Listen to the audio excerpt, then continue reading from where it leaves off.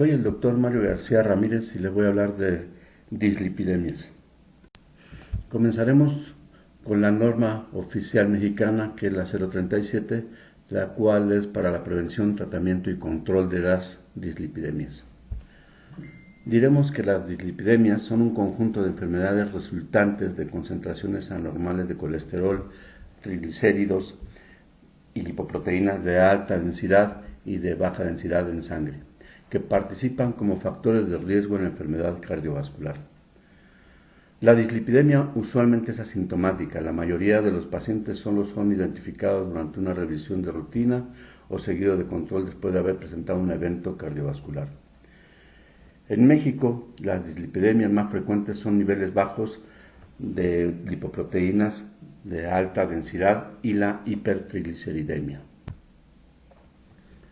Las funciones del colesterol son, primero, estructurales, que son componentes de membranas plasmáticas.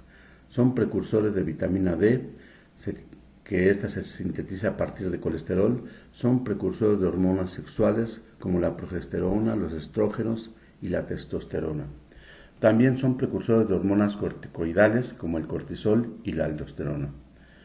Y precursores de sales biliares, que también son excretadas por la bilis. Las lipoproteínas se clasifican de acuerdo a su tamaño. Estas son unas estructuras esféricas que están formadas por una parte lipídica interna de colesterol y triglicéridos y una capa externa formada de fosfolípidos, colesterol libre y apolipoproteínas. Se clasifican de acuerdo a su densidad. A mayor densidad, menor contenido de lípidos. Las más grandes son los kilomicrones. De ahí siguen las lipoproteínas de muy baja densidad, las lipoproteínas de densidad intermedia, las lipoproteínas de baja densidad y las lipoproteínas de alta densidad. En esta diapositiva vemos el tamaño de cada una de las que acabo de mencionar, en las cuales vemos cuáles son las lipoproteínas que se consideran como malas y cuáles las lipoproteínas que se consideran como buenas. El colesterol se obtiene de dos vías. Una vía exógena, que es directamente de los alimentos de origen animal, como el huevo, el hígado, los lácteos, los sesos y las carnes rojas. Y una vía endógena, que es la síntesis celular a partir de acetilcoenzima. Las dislipidemias generalmente se clasifican en dislipidemia primaria y secundaria. Las causas más frecuentes de hipercolesterolemia primaria es la hipercolesterolemia familiar y la hipercolesterolemia familiar mixta. Las dislipidemias primarias son dislipidemias de causa genética. Se generan por mutaciones en uno o más genes que intervienen en la síntesis o metabolismo de las lipoproteínas. Se caracteriza por aparecer en más de un familiar, asociarse a valores de lípidos y lipoproteínas elevadas en relación con valores de referencia, por presentar manifestaciones clínicas consecuencia de depósito de lípidos en zonas atípicas, asociarse a enfermedades cardiovasculares prematuras. Las adquiridas son producidas por hábitos incorporados por el paciente. Y las secundarias son consecuencia de la presencia de otra patología de base. La dislipidemia primaria o la hipercolesterolemia familiar es el trastorno genético más frecuente asociado a enfermedad coronaria prematura, debido a elevadas concentraciones de lipoproteínas de baja densidad desde el nacimiento. El mecanismo de transmisión en la hipercolesterolemia familiar es autosómico dominante. Este grupo lo constituyen trastornos caracterizados por defectos en las enzimas receptoras o metabolitos que participan en la síntesis y eliminación de las lipoproteínas. Las más frecuentes es la hipercolesterolemia familiar, seguida por hiperlipidemia familiar combinada, disbetalipoproteinemia e hipertrigliceridemia familiar. Las dislipidemias secundarias, la causa son hipercolesterolemia, o más bien las hipercolesterolemias más importantes son asociadas a la diabetes mellitus tipo 2, a la obesidad, al hipotiroidismo, al consumo excesivo de alcohol, al síndrome nefrótico, a la enfermedad renal crónica, al tabaquismo y a los fármacos. En la diabetes mellitus tipo 2, esta se asocia a hipertrigliceridemia y disminución de la concentración de lipoproteínas de baja densidad. La dislipidemia aterogénica se caracteriza por hipertrigliceridemia. Las lipoproteínas de alta densidad baja y una presencia de partículas pequeñas y densas de lipoproteínas de alta densidad. El hipotiroidismo se asocia en un 56% con hipercolesterolemia y el hipotiroidismo es la segunda causa de dislipidemia secundaria y es la alteración más frecuente de colesterol de baja densidad elevado. La enfermedad renal crónica también es otra, que es la dislipidemia en enfermedad renal. Se caracteriza típicamente por la elevación de los triglicéridos y valores bajos de las lipoproteínas de alta densidad. El síndrome nefrótico condiciona elevación de los niveles plasmáticos de colesterol, triglicéridos y lipoproteínas B. La magnitud de la hiperlipidemia y alteración en el metabolismo de las lipoproteínas guarda relación directa con la severidad de la proteinuria. Las dislipidemias participan en la fisiología de la aterosclerosis y son un factor de riesgo independiente para sufrir mortalidad cardiovascular. Además, una de ellas, la hipertrigliceridemia, es una causa frecuente de pancreatitis.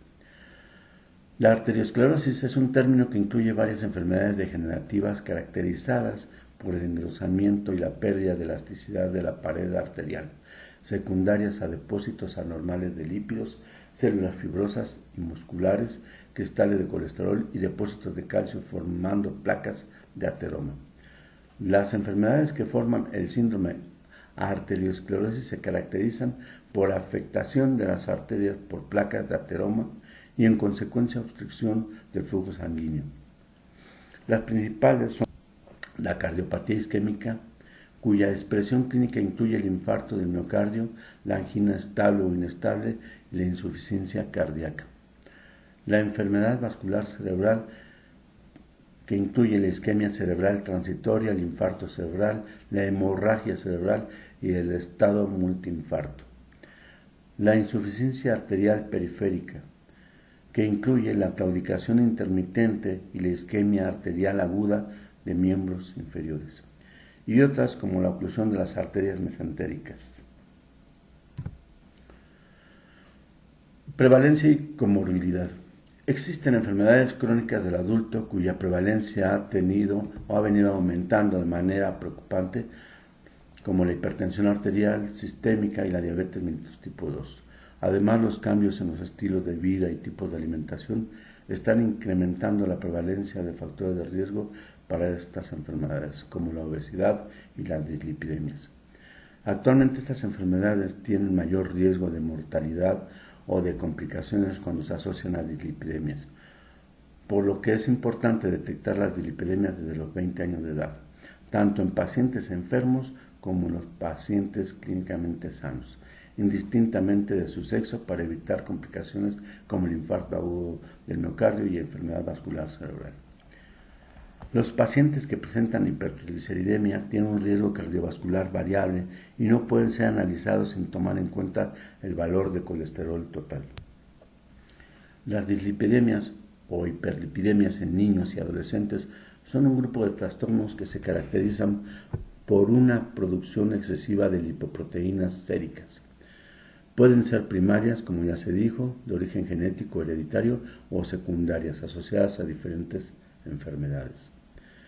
La nutrición intrauterina, el peso al nacimiento y una nutrición excesiva y alta en proteínas en etapas tempranas de la vida son también factores de riesgo para el desarrollo de obesidad, hiperlipidemia y otras enfermedades crónicas. El proceso de aterosclerosis se inicia en etapas tempranas de la vida y una detección oportuna de dislipidemia mejora su pronóstico y previene complicaciones en la vida adulta.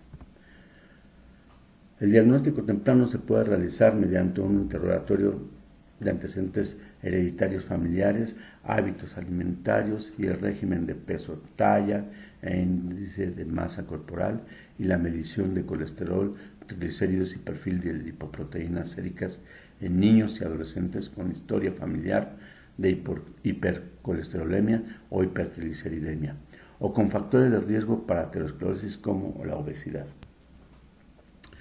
En México los valores promedios de colesterol presentan diferencias significativas entre las distintas zonas geográficas, como también diferentes niveles socioeconómicos de la población. Existe mayor prevalencia de hipercolesterolemia en los estratos socioeconómicos medios y altos, en la población del norte del país y a mayor edad.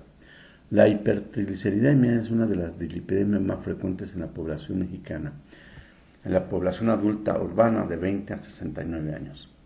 En 2002 se reportó para algunas comunidades del Estado de México una prevalencia del 35% de hipertrigliceridemia y los valores promedio fueron más altos en las mujeres. Con respecto a los niveles de colesterol, 46% fueron superiores a 200 miligramos por decilitro, resultando evidente que el sexo, el nivel socioeconómico y la zona geográfica juegan un papel importante en este tipo de desórdenes.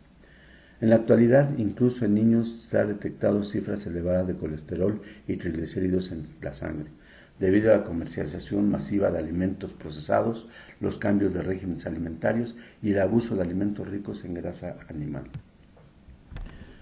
En México se ha descrito prevalencia del 14.5% de hipertrigliceridemia y de 15.7% con niveles bajos de lipoproteínas de alta densidad, esto relacionado con los cambios de estilo de vida, sedentarismo y hábitos alimentarios inadecuados. La obesidad es una enfermedad que ha sido replanteada mediante el empleo de la proporción entre la cintura y la cadera, con el propósito de relacionarla con enfermedades cardiovasculares. En el paciente con diabetes mellitus, el proceso de aterogénesis se puede acelerar por la coexistencia de factores de riesgo como la obesidad, el tabaquismo, la hipercolesterolemia, la hipertrigliceridemia, la hipertensión arterial y la edad avanzada, que favorecen la ocurrencia de infarto y muerte súbita. Los pacientes que no padecen diabetes mellitus o hipertensión arterial, que aparentemente se encuentran sanos pero presentan dislipidemia desde los 20 años de edad, tienen más factores de riesgo de sufrir daño coronario o infarto al miocardio por obstrucción arterial debido a la placa de ateroma que se forma. Se ha propuesto que la detección de hipercolesterolemia o hipertrigliceridemia se debe realizar en hombres asintomáticos, con edades entre 35 y 64 años y en mujeres entre 45 y 64 años, debido a que en los hombres el riesgo coronario puede presentarse hasta 10 años antes que las mujeres y más cuando hay sobrepeso u obesidad.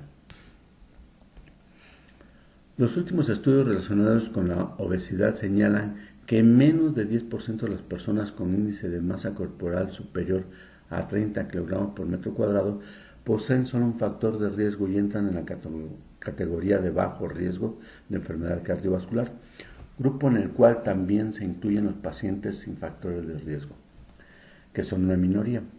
90% de la población obesa tiene 2 o más factores de riesgo cardiovascular sin que se haya diagnosticado enfermedad cardiovascular o diabetes. El paciente obeso con síndrome metabólico tiene alterado el metabolismo de los triglicéridos y el colesterol o lipoproteínas de alta densidad, por lo que es importante incorporar en el diagnóstico la medición del perfil lipídico. En los pacientes con obesidad visceral se puede presentar hígado graso con esteatosis hepática. De hecho, de la misma manera se producen las alteraciones hepáticas en los pacientes con hígado graso por enfermedad no alcohólica, síndrome metabólico, resistencia a la insulina y morbimortalidad. Las enfermedades cardiovasculares constituyen la primera causa de morbilidad y mortalidad en el mundo, tanto en los países desarrollados como en los que están en vía de desarrollo, siendo estos últimos donde se observa el mayor crecimiento de su incidencia y prevalencia. Estas enfermedades provocan alrededor de 17.5 millones de fallecimientos anuales a nivel mundial, De los 16 millones de decesos debidos a enfermedades no comunicables que ocurren en personas menores de 70 años de edad, 82% de ellos suceden en países de ingreso medio o bajo, siendo 37% de estas muertes por enfermedades cardiovasculares. La Encuesta Nacional de Salud y Nutrición 2006 informó que en la población entre 20 y 69 años de edad la prevalencia de hipercolesterolemia con un colesterol total de igual o mayor de 200 miligramos por decilitro era de 43.6%. La de hipertrigliceridemia o triglicéridos igual o mayor de 150 miligramos por decilitro de 31.5% y de la lipoproteína de baja densidad menor o igual a 40 miligramos por decilitro del 60%. Y la dislipidemia mixta del 18.2%, definida por cifras de colesterol total de 200 miligramos por decilitro, con triglicéridos igual o mayor de 150 miligramos por decilitro. Estas cifras indican que al menos 6 de cada 10 mexicanos tienen alguna forma de dislipidemia, como lo vemos en esta gráfica.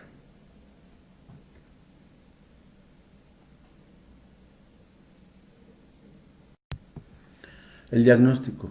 La detección de dislipidemia y su estudio debe incluir una historia clínica completa y el examen físico integral que registre peso, estatura, índice de masa corporal y perímetro abdominal.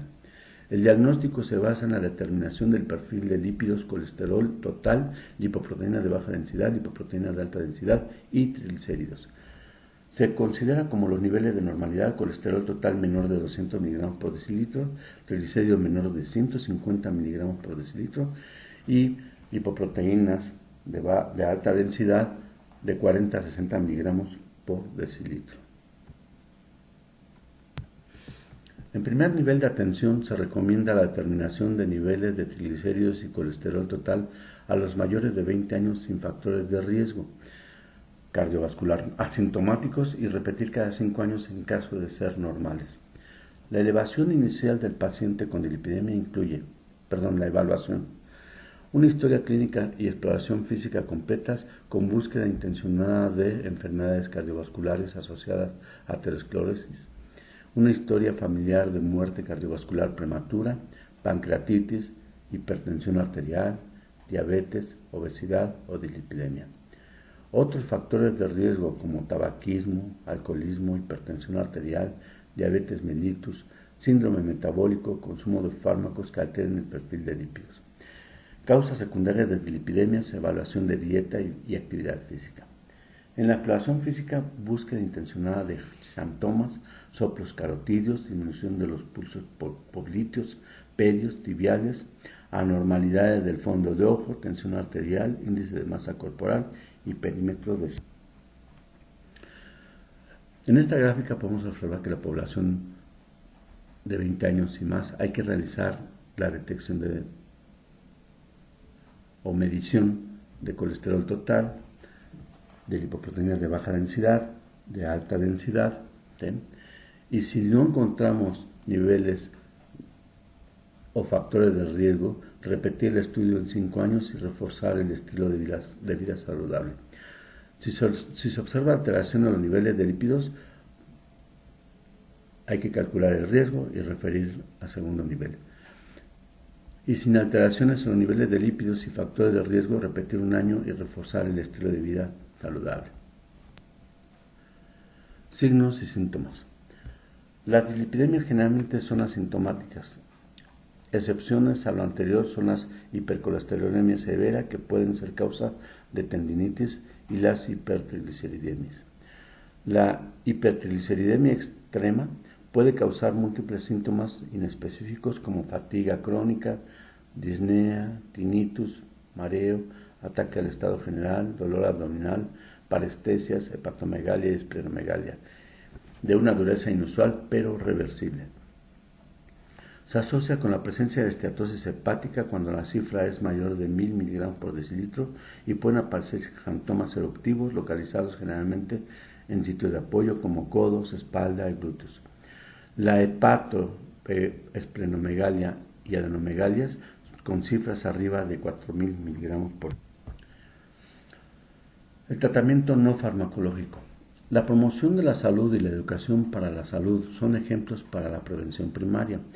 Se entiende como prevención secundaria a las intervenciones realizadas en los pacientes con enfermedad cardiovascular conocida, infarto del miocardio, angina y en aquellos con condiciones de alto riesgo como enfermedad vascular cerebral, enfermedad arterial periférica o enfermedad renal crónica.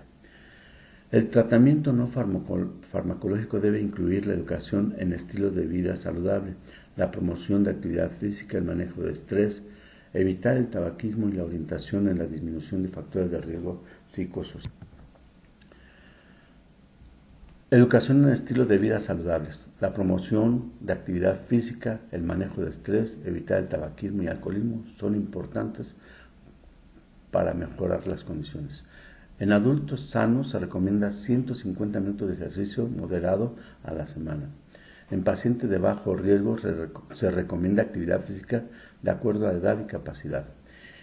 Identificar a los fumadores y aconsejar suspender el tabaquismo y evitar el tabaquismo pasivo.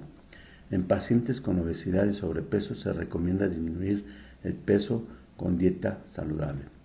Los cambios terapéuticos de estilo de vida son la base para promover la salud cardiometabólica.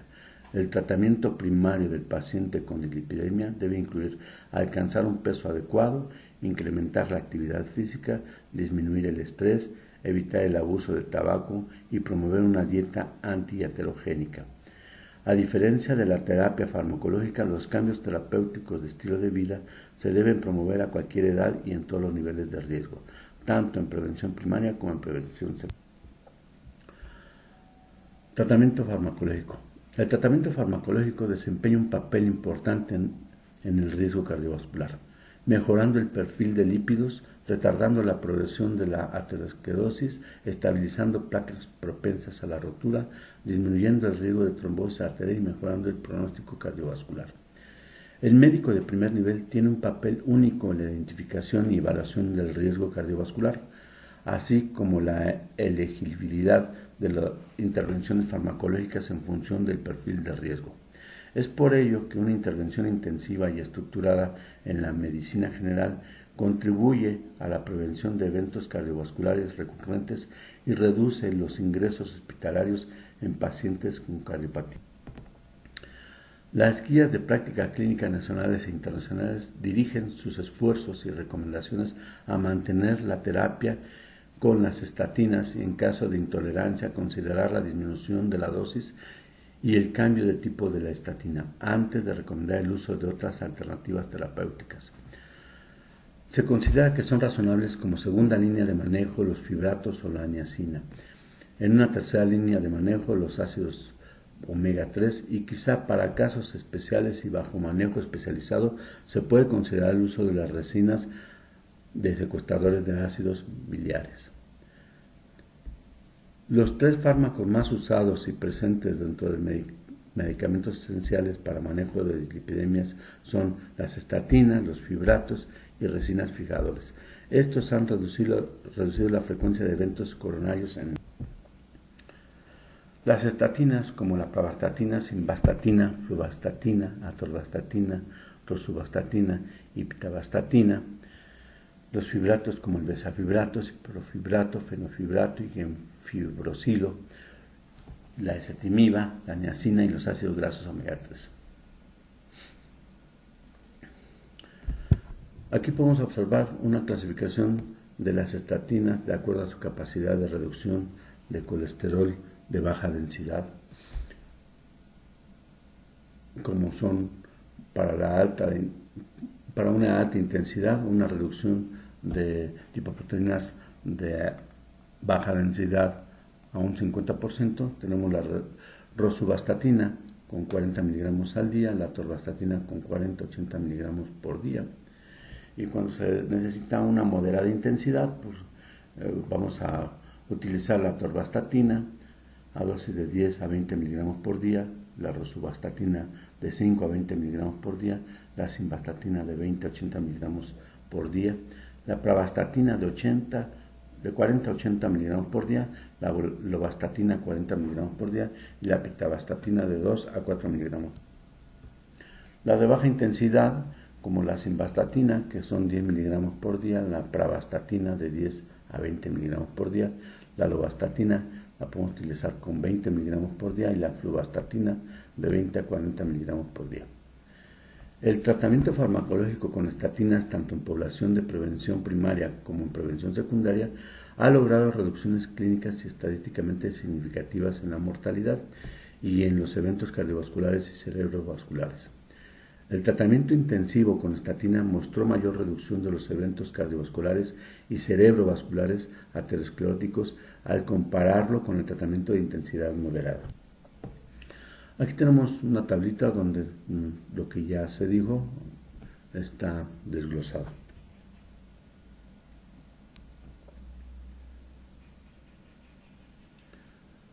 Aquí podemos observar que para las personas con historia de intolerancia y contraindicación para recibir estatinas, hay que considerar otras terapias como los fibratos o la niacina con fórmula de liberación prolongada. Si presenta intolerancia o efectos adversos, pues nos iremos a los omega 3 en presentación farmacológica en dosis de 2.5 gramos por día. Si presenta intolerancia o efectos adversos, la resina secuestradora de ácidos biliares o septimiba como última opción. Los secuestradores de ácidos biliares no se recomiendan de rutina para el tratamiento de la reducción del riesgo cardiovascular. La terapia con fibratos y niacina son utilizadas primordialmente para la disminución de triglicéridos e incremento de las lipoproteínas de alta densidad, y su utilidad principal es la prevención de pancreatitis por hipertrigliceridemia.